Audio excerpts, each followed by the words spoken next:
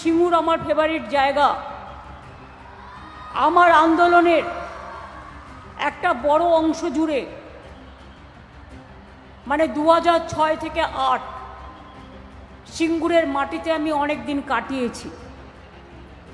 রাস্তায় পড়ে থেকেছি। সিঙ্গুরের মানুষরা কেউ বাড়ি থেকে মুড়ি নিয়ে এসছে, কেউ চিড়ে নিয়ে এসছে, কেউ নারকেল নাড়ু নিয়ে এসছে, কেউ বা সবজি নিয়ে এসছে, যারা ওখানে ধর্ণা দিত তাদের জন্য। আমি সিঙ্গুর আন্দোলনের জন্য 26 দিন অনশন করেছি, জীবন মৃত্যুকে পায়ের ভিত্ত করে।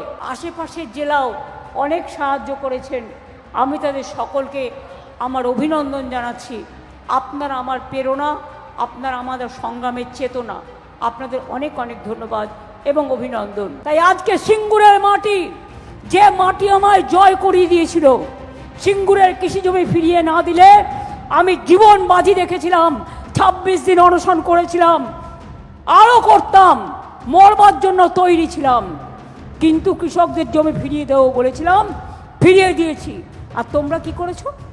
সিঙ্গুরে দাঁড়িয়ে মিটিং করে শুধু আমাকে গালাগালি দিয়েছো, কিছু করেছো? একটাও ইট পুঁতেছো না, কিছু করবে না, শুধু বড় বড় কথা, বড় বড় বুলি। এ বুলি চলবে না বাংলায়।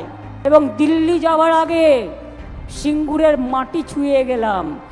আজ হয়তো আমি যাইনি, বাট হয়তো কাল যেতে পারি বা পরশু যেতে পারি।